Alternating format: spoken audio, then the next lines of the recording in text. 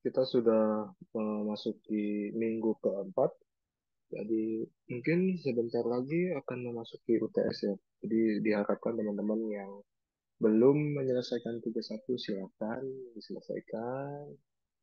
Uh, itu sih kalau di tanggalnya itu pada bulan November nanti. Jadi nanti UTS itu masih berkaitan dengan yang teman-teman di tugas satu sudah melakukan apa saja sehingga nanti bisa disubmit di UTS-nya masing-masing.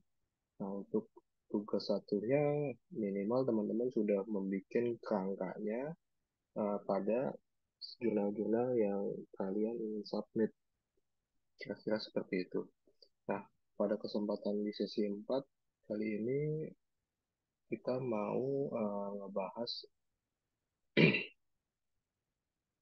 mengenai sejarah konsep dan manfaat kriptografi. Oke, kita mulai dari hal basic terlebih dahulu. Jadi, kriptografi merupakan suatu teknik atau metode untuk mengenkripsi atau mendekripsikan suatu kata, kalimat, ataupun data-data penting lainnya. Seperti hal ini bisa dilihat suatu tulisan string ataupun karakter berupa hello, kemudian dilakukan enkripsi sehingga menjadi suatu ciphertext atau suatu teknik metode cipher untuk mengacak datanya dari hello itu menjadi suatu susunan kata yang tidak bisa dibaca. Setelah menjadi suatu susunan kata yang tidak dibaca, maka proses selanjutnya dalam kriptografi itu adalah melakukan dekripsi. Dekripsi itu untuk menerjemahkan dari susunan yang tadi bersifat acak sehingga bisa dibaca kembali oleh manusia seperti kita ini. Nah, di dalam enkripsi dan dekripsi itu memerlukan suatu namanya eh, kunci. Kunci itu bisa berupa private key ataupun eh, suatu key yang secara publik diberikan. Jadi kita mau melihat dulu sejarah kriptografi di dunia itu seperti apa sih. Dimulai pada tahun 400 sebelum Masehi, itu sudah dikenal namanya Spartan Steganografi. Kemudian ada Caesar Shift atau Julius Cipher sampai dengan tahun 2021 dan sekarang itu quantum cryptography.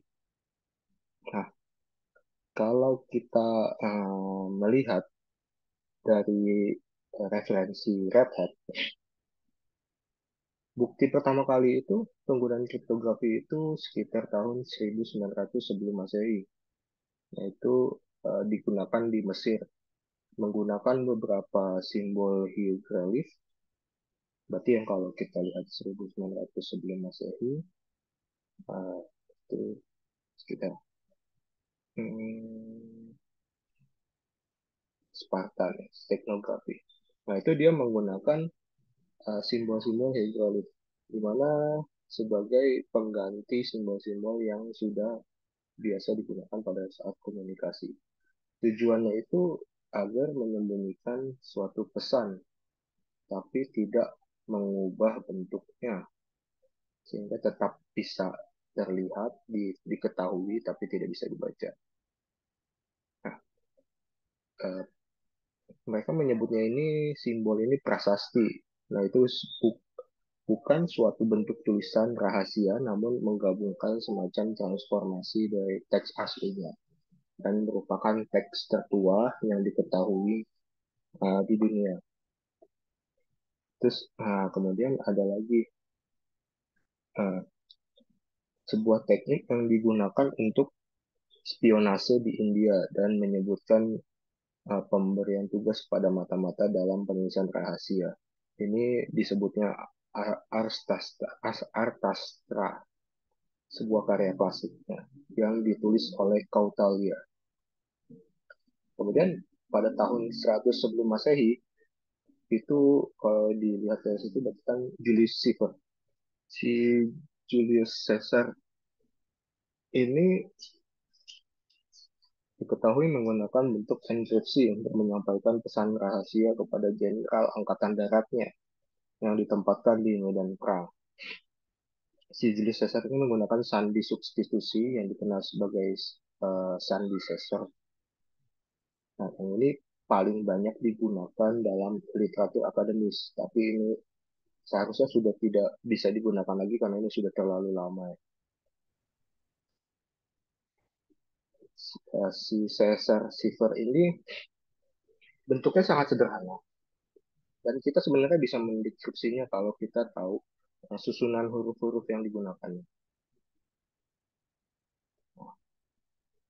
Sampai dengan kuantum komputer ini sebenarnya sudah ditemukan pada tahun 2016 oleh National Information Security punyanya si Amerika NIST. Si algoritma kuantum ini bisa membantu menahan serangan komputer kuantum pada masa depan. Nah, di si kuantum komputer ini yang biasanya akan digunakan untuk mendeskripsikan suatu algoritma yang sudah diketahui sebelumnya sehingga lebih cepat dan lebih mudah untuk mendeskripsinya. Misalkan pada tahun 2009 blockchain uh, mungkin belum ada yang bisa melakukan tracing awal mula si pengirim koin ini siapa. Nah, pada quantum cryptography itu dimungkinkan dan dapat diprediksi berapa lama kekuatan tracingnya ini dapat ditemukan. Kira-kira seperti itu. Kemudian kita melihat lagi di sini ada 3 komponen yang memiliki vulnerability atau kerentanan. 3 komponen umumnya itu yaitu software, hardware, dan user. Kalau kita ngomongin si hardware, berarti kan perangkat keras ya. Itu merupakan server ataupun tempat situs dan database berada. Kemudian kalau kita ngomongin software, berarti itu adalah perangkat lunak yang digunakan oleh kita, dalam hal ini manusia. Dan sisi manusianya itu suatu orang yang menciptakan atau menggunakan perangkat lunak dan perangkat keras. Ya. Ketiga hal ini perlu kita uh, tingkatkan keamanannya, terutama di sisi manusianya. Kita harus memberikan security awareness. Dalam hal ini literasi-literasi ataupun informasi agar sisi manusianya juga itu berkembang seperti keamanan yang ada pada software ataupun hardware. Jadi kita human factor ini sangat berpengaruh bagi kelangsungan proses bisnis di kemudian hari. Kita tidak bisa meninggalkan sisi user atau human factor ini dan hanya meningkatkan software ataupun hardware perusahaan. Nah, kita mau bahas lagi implementasinya kriptografi di jaringan komunikasi. Sebelum masuk ke sini, mungkin teman-teman saya mau ngasih tahu. Jadi uh, histori si kriptografi di Indonesia itu seperti apa sih? Mungkin ini bisa membantu pencerahan teman-teman mengenai sisi kriptografi yang ada di Indonesia atau persandian yang ada di Indonesia. Oke,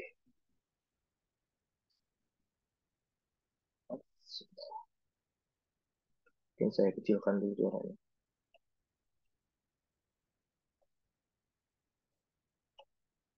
Hmm.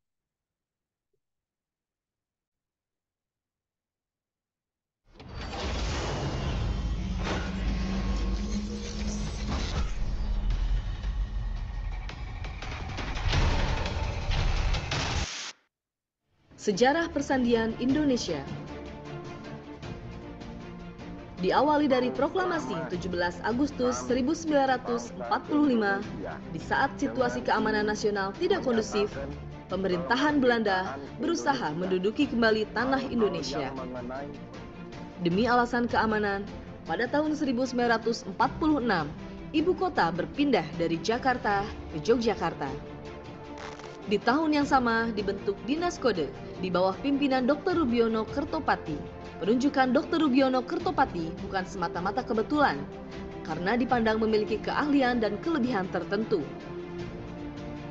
Karya persandian Dr. Rubiono Kertopati adalah buku Kode C yang berisi pedoman persandian pesan rahasia. Kemudian di tahun 1947, Dinas Kode berubah nama menjadi Dinas Teknik di bawah Kementerian Pertahanan. Di tahun berikutnya, Dinas Teknik berubah nama menjadi Jawatan Sandi Angkatan Perang. Pada 17 Januari 1948, dua orang utusan dari Jawatan Sandi Angkatan Perang turut serta dalam perundingan Renville yang bertugas mengirimkan pesan rahasia dari Jakarta ke Yogyakarta selama perundingan berlangsung. Sejarah paling menegangkan terjadi di tahun yang sama, tepatnya pada tanggal 19 Desember 1948, di mana terjadi agresi militer Belanda yang kedua. Yogyakarta dibombardir oleh pesawat tempur dan diserang oleh pasukan terjun payung dari Maguwo. Kemudian Yogyakarta berhasil diambil alih oleh Belanda.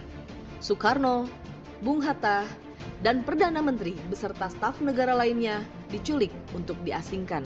Tak hanya itu, markas Departemen Pertahanan pun dihujani tembakan peluru hingga membuat Dr. Rubiono dan pasukan harus menyelamatkan diri ke arah Kulon Progo.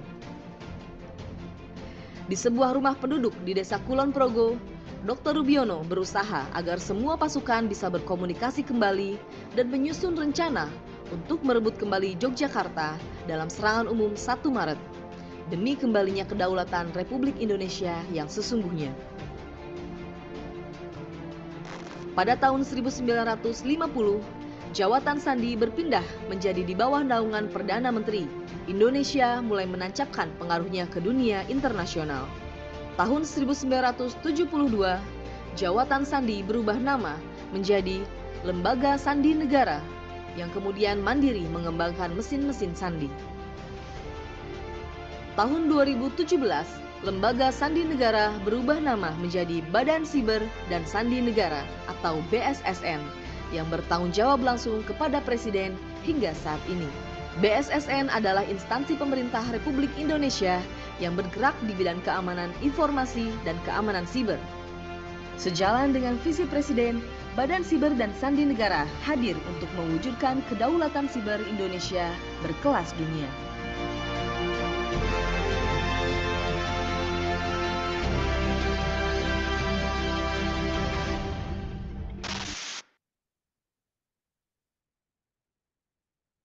Oke, kira-kira seperti itu kalau di dalam histori sejarah Indonesia ya, mengenai uh, perjuangan kriptografi persandian di Indonesia. Jadi awal mulanya itu kita sebenarnya sudah memiliki buku Dinas Kodesi dan buku-buku itu sudah dipergunakan oleh berbagai pos-pos yang ada di seluruh Indonesia.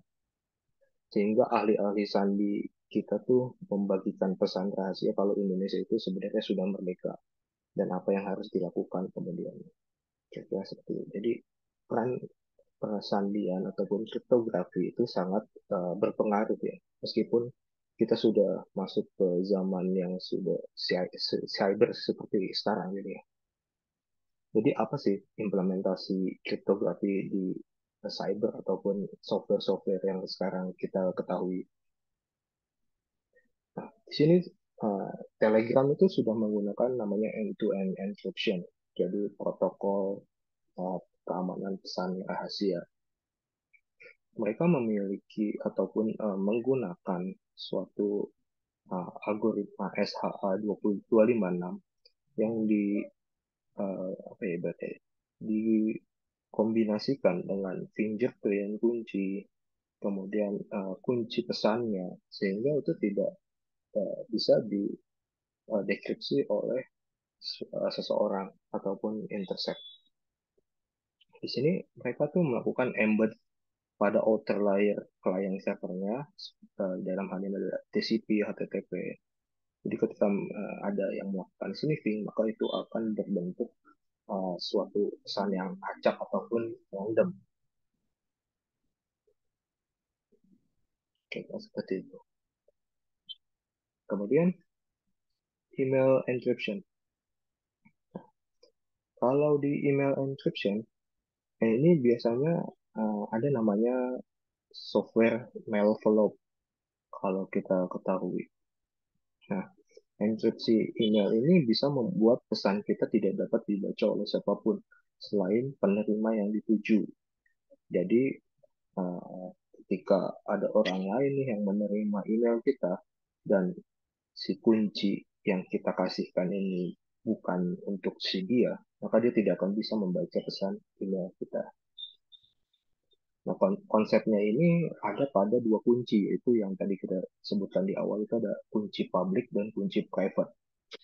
Nih, kunci public ini disimpan di server kunci ataupun database yang dapat diakses oleh semua orang dan digunakan untuk mengenkripsi pesan di pihak pengirim. Kunci pribadi ini harus disimpan terpisah, digunakan untuk mendekripsi pesan di pihak penerima. Kira-kira seperti itu. Lalu gimana sih cara mengirimkan email yang terenkripsi? Nah, ternyata si Google Gmail ini juga sudah mendukung enkripsi email. Jadi berfungsi selama pengirim dan penerima mengaktifkan satu teknik, itu ada S-MIMO. Metode ini hanya berfungsi dengan akun Google Suite Enterprise dan Google Suite Enterprise for Education.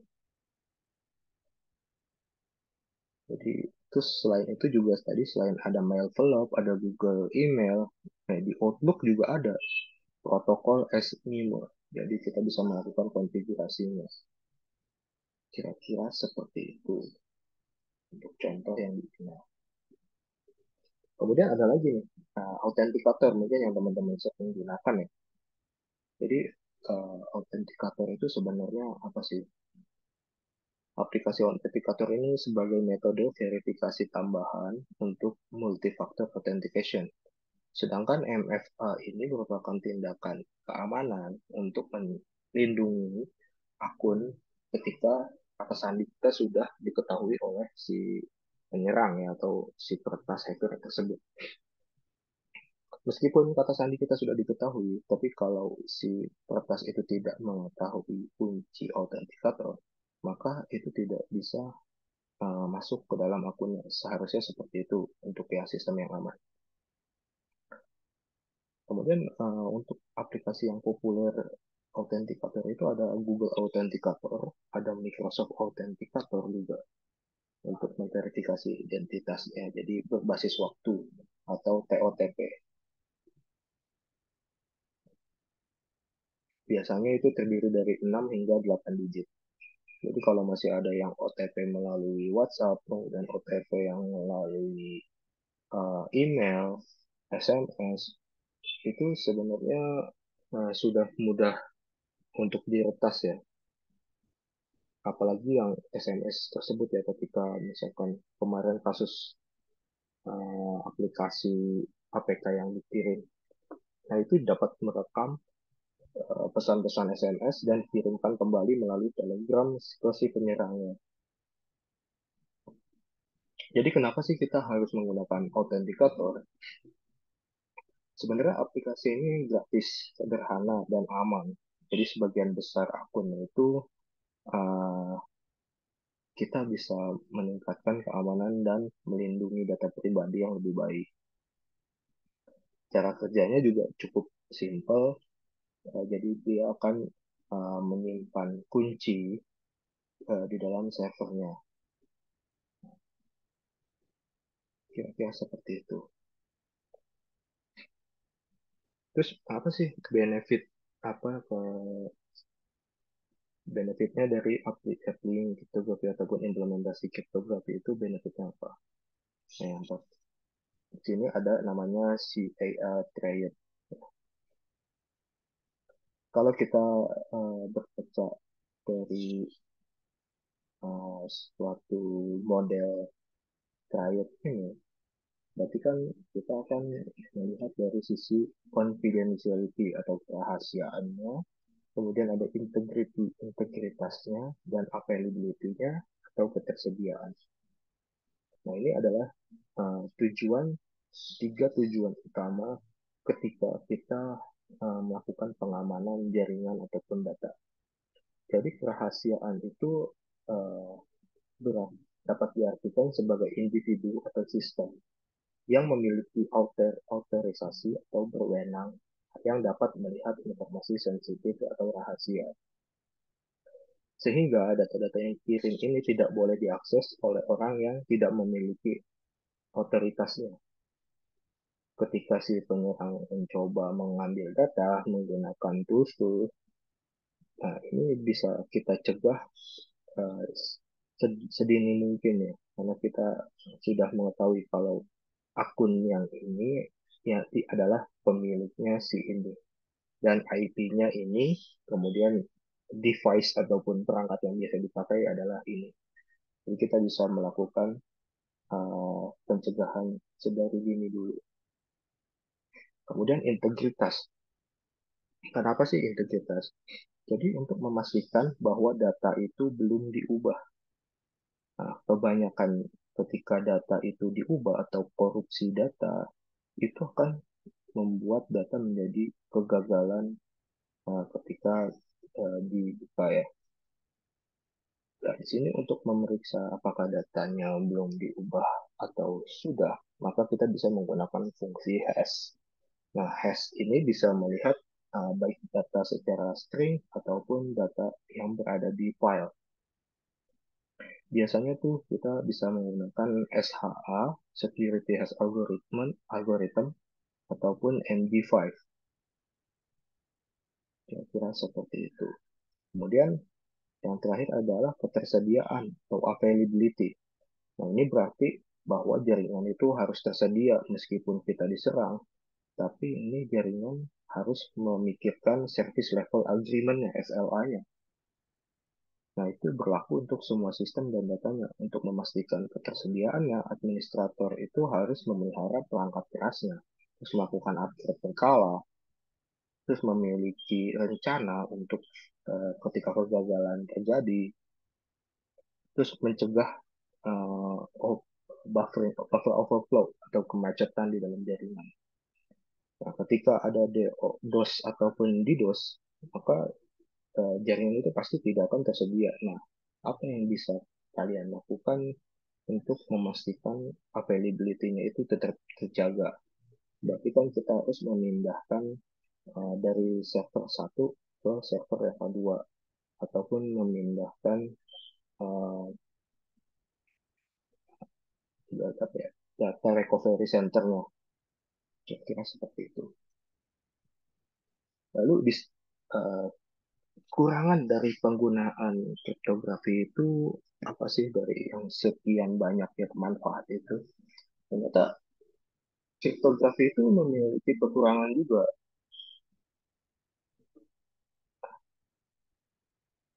Mungkin pengguna yang berwenang merasa kesulitan ataupun sisi user itu kesulitan karena informasinya banyak yang dienkripsi, perlu diautentikasi, jadi terlalu memakan waktu yang cukup banyak ya. Nah, ini bisa mengganggu ataupun uh, membuat server itu akan mengalami penurunan uh, proses ya. Jadi, uh, jadi itu akan ibaratnya ketika banyak data yang terenkripsi, maka proses dekripsinya itu akan membutuhkan resource yang cukup banyak, bisa meningkatkan proses di server ataupun uh, bandwidth jaringannya itu akan sangat meningkat. Kira-kira seperti itu. Mungkin itu saja sih yang cukup untuk melihat sisi kekurangan dari kriptografi ya. Jadi ada waktu. yang cukup lama. Kemudian ada lagi itu namanya resource yang cukup banyak ya. Kira seperti itu. Nah, teman-teman ada yang ingin ditanyakan kah? Kira-kira ada yang ingin ditanyakan? Eh, teman-teman tadi ada internetnya putus. Jadi teman-teman kira-kira ada pertanyaan nggak?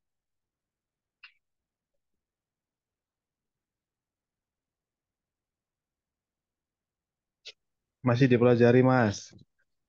Siap. Untuk tugas berarti sudah sampai mana nih kira-kira?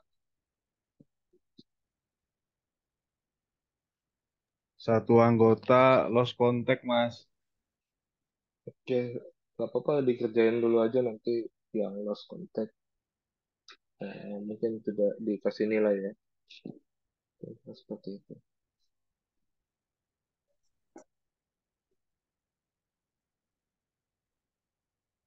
Oke, kalau tidak ada lagi pertanyaan, mungkin saya cukupkan. Ini kuliah tersingkat kayaknya. Nanti bisa dipelajari lagi videonya, nanti saya share di LMS.